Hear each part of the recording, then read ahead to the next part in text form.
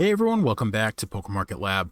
TCG players, bonus bucks, Cyber Weekend, Cyber Monday, Black Friday, hodgepodge of a cashback event was extremely good for Sword and Shield product, and I think we are on the edge of another run up here. We're already seeing a run up here led by two things in particular: Evolving Skies and Fusion Strike.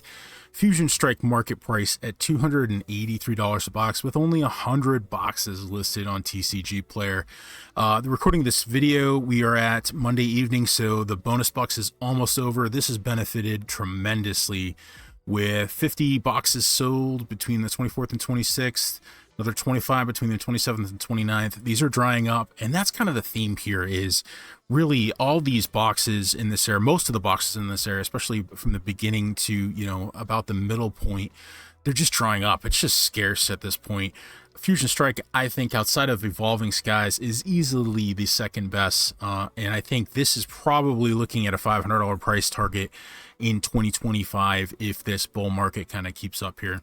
Evolving Skies doing very well, pushing up against that $1,000 market price, sitting right now at a $940 market price, easily over 20 boxes sold during the bonus buck sale.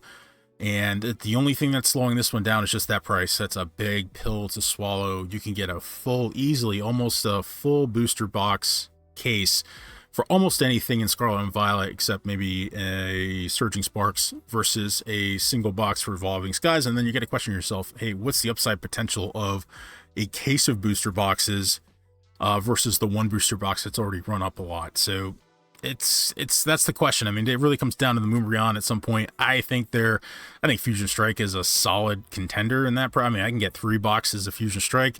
It's got that Gengar VMAX. To me, I think this is easily a $500 price target on the Fusion Strike. So the case to me is pretty simple. Is, you know, there's other stuff to buy. I don't want to chase a $1,000 booster box. There's other upside potential.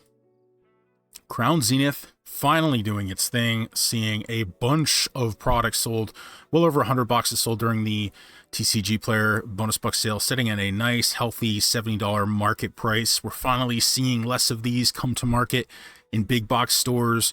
I don't think we saw anything for this during Black Friday from like a Target. That was where I was really picking them up, was Target or Amazon for that 50 or below. And I hope we're not seeing any more of this, because this was printed to oblivion here, and it finally is hitting that price point where it really should have been, or could have been sooner, had it been left alone. So absolutely fantastic set. If you can still get them at the MSRP price, gobble them up, because it's an amazing set to open. If you can, get one to open for yourself, because it is a blast. Sword and Shield base boxes, not the best set, but these are scarce. Under 20 of these available on TCG Player right now, sitting at a very nice $330 market price. People are picking these up not because of the set, but because it's old and they're scarce, and the box itself is collectible regardless of the cards in it. That's all.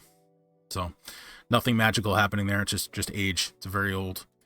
Darkness Ablaze, not a great set, but yeah, finally starting to dry up. And again, price is starting to go up a little bit here. And again, as time goes on, boxes get old. The box itself is a collectible regardless of what's in it. Silver Tempest, I still think is, if you're looking for a bargain in Sword and Shield, I think is a mid-tier set. These are still available for MSRP over at the Pokemon Center, but probably not for much longer, I would think.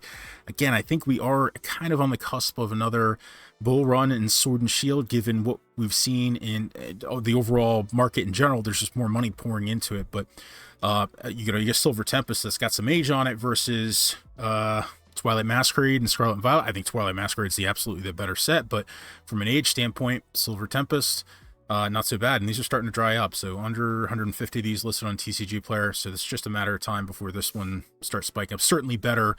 I'd rather have some Silver Tempest all day versus a Battle Styles versus a Darkness Ablaze versus a base set. So just my opinion. And Astral Radiance doing very, very well as well. That's pushed up nicely in the last month or so, and we got some really decent volume over the TCG Player bonus box sale. I think another mid-tier set. These are drying up quick. 104 listed on TCG Player. Market price of right around $180, I should say. So another set that's a decent mid-tier set that's worth a look up. Right there with Silver Tempest, I would say. Brilliant Stars really still having a hard time pushing up higher in price, and I think it's just because it was pretty heavily printed.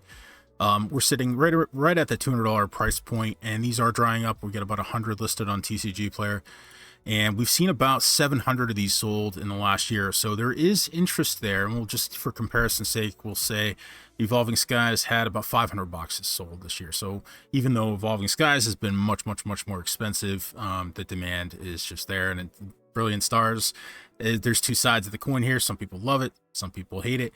I think it's an okay set. I don't think it's as amazing as people make it out to be, but I think you'd be okay with Astral or Silver Tempest for cheaper than this, just my opinion. So, but yeah, that is Sword and Shield. I think, given again the calculus of what we are seeing in Scarlet and Violet with expensive booster boxes, we even have specialty sets that are becoming expensive.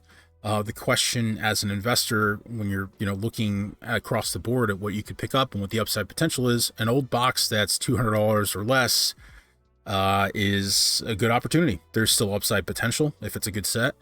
Scarlet and Violet might be getting to the point where it starts pricing some people into some other errors and some other stuff they wouldn't normally get into. So SV will always be the hot stuff. I think from an artwork standpoint, just my opinion, I think it's a fantastic era, and I think it will be seen in history, in historical context, as being as good, if not better, than Sword and Shield. I know that's probably a wild take, and we still have quite a few sets to go, but I think it holds its own for sure, and I think the market's realizing that. So, and that's it, and we will see you on the next one.